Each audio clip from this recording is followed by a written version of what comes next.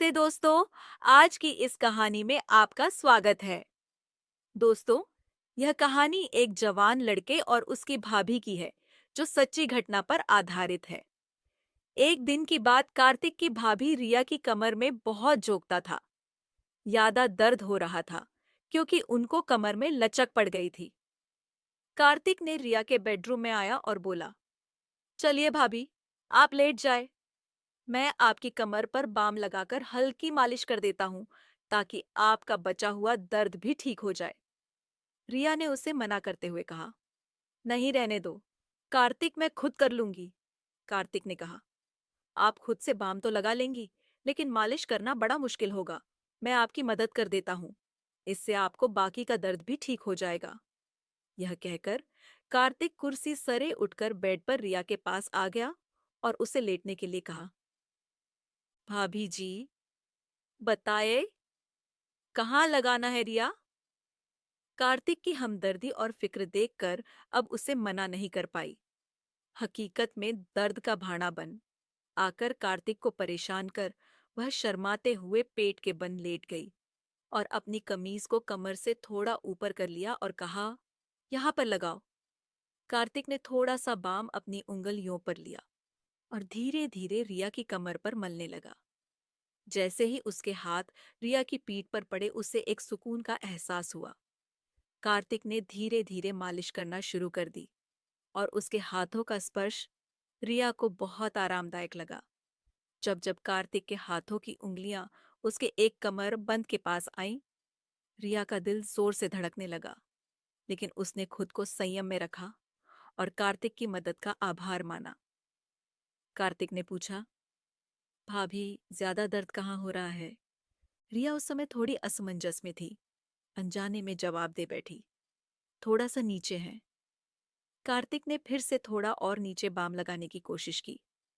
भले ही वह मालिश सिर्फ औपचारिक लगता थी, लेकिन रिया को कार्तिक के हाथों का आस्पर्श बेहद सुकून दे रहा था।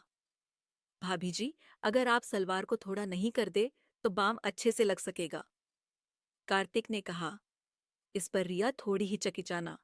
फिर भी उसने अपनी सलवार को थोड़ी। कार्तिक की इस बात पर रिया के गाल शर्म से लाल हो गए, लेकिन वह उल्टी एटी हुई थी, इसलिए कार्तिक इसे देख नहीं सका।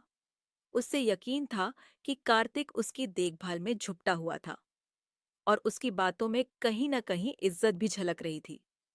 कार्तिक ने थोड़ी देर और मालिश की और जब रिया ने कहा कि अब ठीक है, तो वो चुपचाप उठकर ऊपर चला गया। रिया को आज एक अलग ही सुकून महसूस हो रहा था। सालों बाद किसी ने उसे इस तरह से ध्यान दिया था, जिसमें हमदर्दी और एक स्नेह छुपा था। कार्तिक के बारे में सोचते हुए कब नींद में खो गई, उससे पता ही नहीं चला। अगली सुबह जब जागी, तो उसने खुद को तरोताजा और शांत महसूस किया नहाने के बाद। दरिया ने बहुत सलीके से तैयार होकर ब्लैक रंग का सफेद कढ़ाई वाला जोड़ा कार्तिक एक आम पर जाने का समय हो गया था। जैसे ही वहां नाश्ता तैयार करके बाहर आई, कार्तिक सीढ़ियों से नीचे उतर रहा था। आज तो बहुत ही बेहतर लग रही है भाभी जी, लगता है कल की मालिश का असर हुआ, कार्तिक ने मुस्कुराते हुए कहा। उसकी अजरे रिया के लिबास और फिर पेंसिल हिल वाले सैं दल पर थी।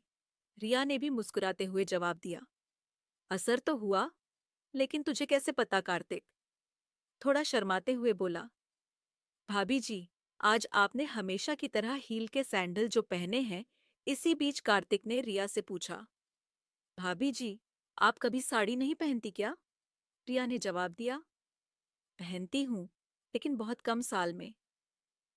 एक आध बार अगर कोई खास मौका हो तो क्यों? कार्तिक ने कहा, नहीं, बस इसलिए कि मैंने आपको कभी साड़ी में नहीं देखा। मेरा ख्याल है आप पर साड़ी बहुत ही खूब जमेगी। फिर कार्तिक जाते समय बोला, भाभी जी, रात का खाना मैं बाहर से ही ले आऊंगा, आप बनाना मत इस पर। रिया ने मुस्कुराते हुए कहा, ठीक है। तो कार्तिक ने फिर कहा, अगर किसी और चीज की जरूरत हो तो बता दीजिए, मैं आते समय लेता आऊंगा इस पर। रिया ने कहा कि उसे किसी और चीज की जरूरत नहीं है। और फिर कार्तिक के जाने के बाद वो छोटे मोटे कामों में लग गई। इसके बाद वो ऊपर जाकर कार्तिक के कमरे को भी ठीक करने लगी। वह एक सफेद रंग का रेशम ये अधविस्त्र था, जो शायद किसी लड़की की है। रिया ने उसे ध्यान से देखा और समझ गई कि किसी की व्यक्तिगत चीज हो सकती है। जो गलती से यहाँ उसने तुरंत ही कपड़े को एक तरफ रख दिया और कमरे की सफाई करने लग।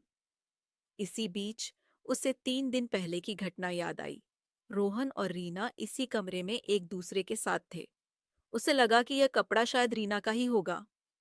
रिया ने कपड़े को उठाकर देखा तो उस पर कुछ सफेद दाग नजर आए। उसे समझ देर नहीं लगी कि वह लोग कैसे हैं। इस दागों को देखकर वह किसी दूसरी दुनिया में खो गई। तभी अचानक बाहर मुख्य दरवाजे पर दस्तक हुई, तो उसने उस कमरे का दरवाजा बंद किया और नीचे आकर दरवाजा खोला।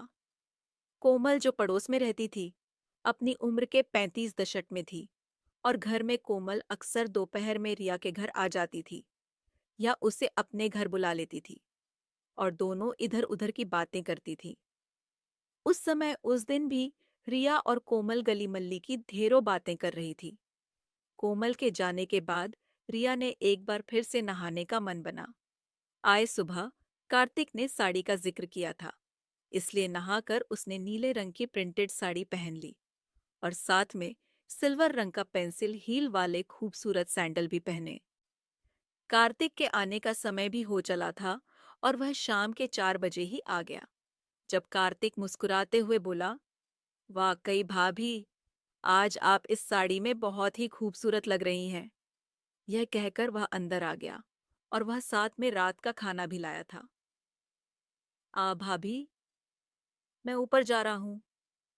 फ्रेश होने के लिए आप एक गिलास शर्ब प्लीज। रिया ने उसकी ओर मुस्कुराते हुए देखा और कहा, हाँ हाँ, क्यों नहीं। उसके बाद कार्तिक ऊपर चला गया और फ्रेश होकर जब नीचे आया तो उसने एक आरामदायक टी शर्ट और शॉर्ट्स पहना हुआ था। रिया ने शरबत बनाया और उसे अपने इस दौरान कार्तिक ने रिया से पूछा, भाभी, अब आपकी कमर का दर्द कैसा है। रिया मुस्कुराते हुए बोली, अरे अब तो मैं बिल्कुल ठीक हूँ। कल तहे इतनी अच्छी मालिश जो की थी।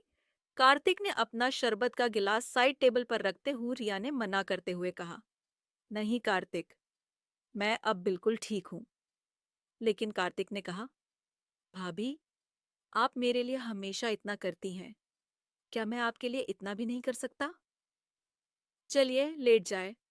रिया ने उसकी बात को टाल न सकी और खाली गिला रिया ने बाम को उंगलियों पर लगाया और रिया की कमर की मालिश करने लगा। रिया ने कार्तिक से पूछा, एक बात बता कार्तिक, तुझे मेरी ऊंची हील वाली सैंडल बहुत पसंद है ना।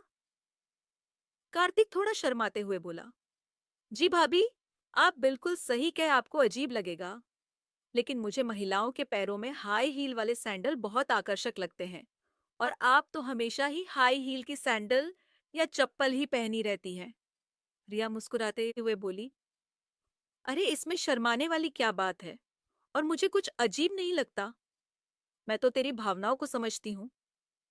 कार्तिक के हाथों से हो रही मालिश से उसे बहुत आराम मिल रहा था।